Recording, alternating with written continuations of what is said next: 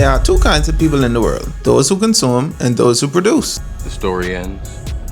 You wake up in your bed and believe whatever you want to believe. I learned that at a young age. Both of my parents were entrepreneurs, so as a child I wanted to be an entrepreneur. My instinct was to study business. The only problem with that was, this was in the early 2000s. The traditional rules of business were different from what they are now. The majority of business that we see are on the internet, and the greatest tool to get people to see your business is on YouTube. I just didn't see that until now. So I'm sitting at my desk one day. I've got multiple businesses going on. Some making a little bit of money, some have already flopped. And I'm staring at my screen trying to figure out why nothing is scaling. It isn't that I don't have the hustle. I've got the idea. I even got the customers. But every time I try to grow, I hit a wall. Now my chest is tight. I'm frustrated because I'm working hard, but I'm not getting far. And then something clicks. The problem isn't the product. It's not the idea. It's not even me. It's that nobody can find me. I didn't have distribution. I didn't have a way to reach people at scale without paying for every single eyeball. It was like I had a come to Jesus moment, and the answer I was looking for kept coming back to me. Every single time I look up, I saw what was actually working for other people, and it was YouTube. But I didn't believe it until I saw something that genuinely changed how I looked at everything else. Okay,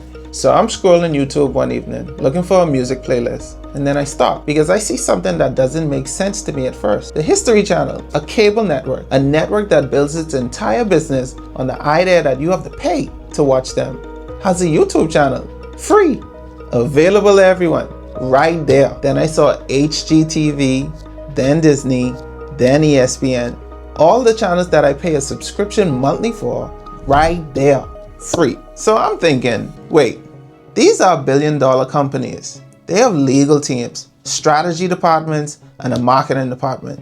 They don't move unless the data tells them to. And the data told them that the audience had left. The people who used to sit in front of the cable boxes, they were now sitting in front of YouTube. And if you weren't there, you were losing your audience to someone who was. And I remember thinking out loud, I actually said this to my wife. If the History Channel figured this out, then what am I doing? And then I saw something that made it even more real. NBA players started to show up. The athletes changed everything. People who spend their entire careers letting someone else control their narrative through press releases, through interviews where editors decide what get cuts out and what stays, they figured out that they could just talk. No middleman saying that part is too controversial, no editor saying this doesn't fit our angle, no network saying is this marketable? Just them, a camera, and an audience that actually wanted to hear the real version. And then something shook me like I was asleep, because I thought if a basketball player can build an audience around what he generally knows about the game, his real perspective, his real experience behind closed doors, then what does that mean for the rest of us? I need you to hear this right now. Like, really hear this. You're sitting on something valuable right now, today. I don't care what you do for work. I don't care if you think it's too basic or too niche. If you're a carpenter, someone is on YouTube tonight trying to figure out how to build their first bookshelf. They're lost. They need you. If you are a hairstylist, there's a client right now trying to figure out how to maintain their hair between appointments. You are the expert. You're a mechanic. Do you know how many people are on YouTube every single day watching videos trying to figure out why their check engine light came on? Maybe they can't afford a dealership visit. They need your voice. A nutritionist, personal trainer, someone is on YouTube right now searching for what you know. Right now, today, while you're watching this video, someone is typing the exact question into YouTube. And get this, the channel they land on doesn't have to be a stranger's. It could be yours. To this day, whenever I think about how long I waited to start, I feel that in my chest because the opportunity was always there. I just wasn't paying attention. YouTube has been around since 2005, but something has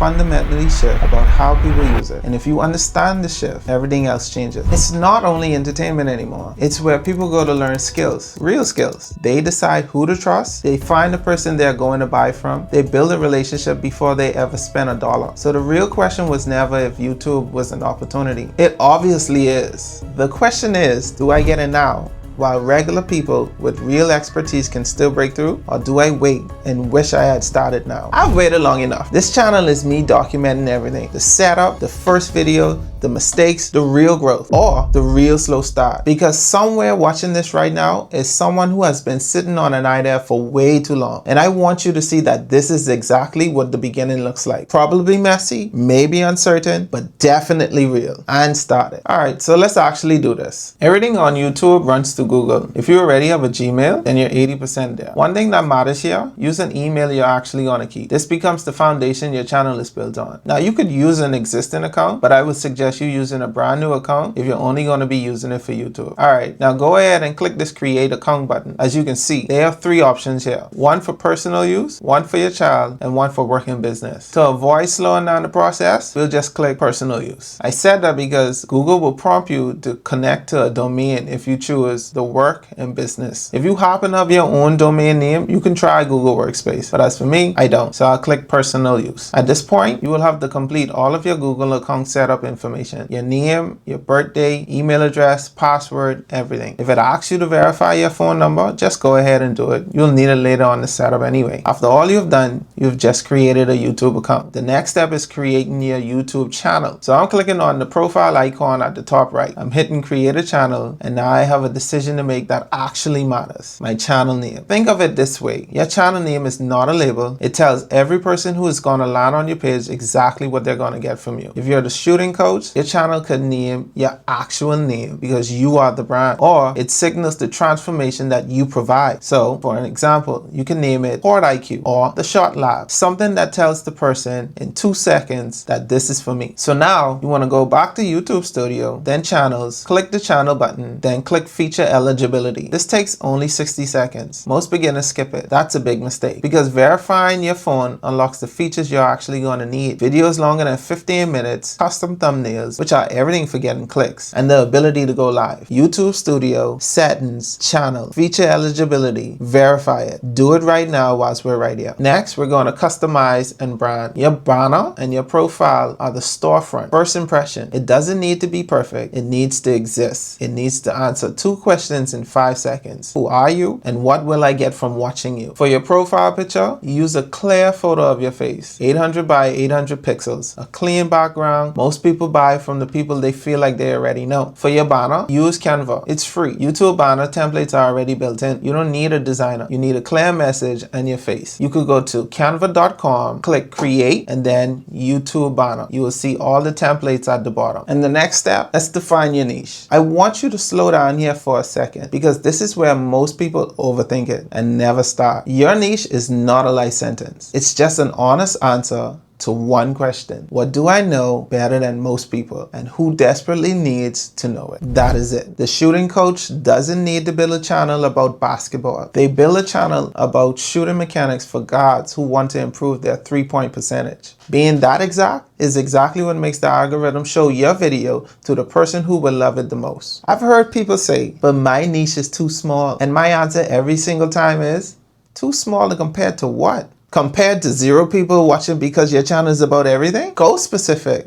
Go deep. That's where the loyal audience lives. Alright, let's bring it all together. You've seen the shift the moment billion-dollar cable companies, NBA stars, and everyday experts figured out that YouTube isn't just a platform. It's the most powerful free distribution tool ever created for regular people with real knowledge. You've seen that no matter what you do, your trade, your skill, your expertise, someone on YouTube is actively searching for what you know. And you've set the foundation. Google account, channel name, phone verification, channel art, about section, niche clarity. That's the starting line, and we've just crossed it. So here's what I want you to take from all of this. I'm not here as someone who figured it all out. I am here as someone who finally stopped waiting to figure it all out before starting. That's the whole point of this channel. You're not watching a highlight reel. You're watching the process, the real one. And honestly, starting this, putting this out, is one of the most uncomfortable things I've done in a long time. But I'd rather be uncomfortable and moving than comfortable and standing still. If you're building something, a business, a brand, a second income, or a voice the world needs to hear,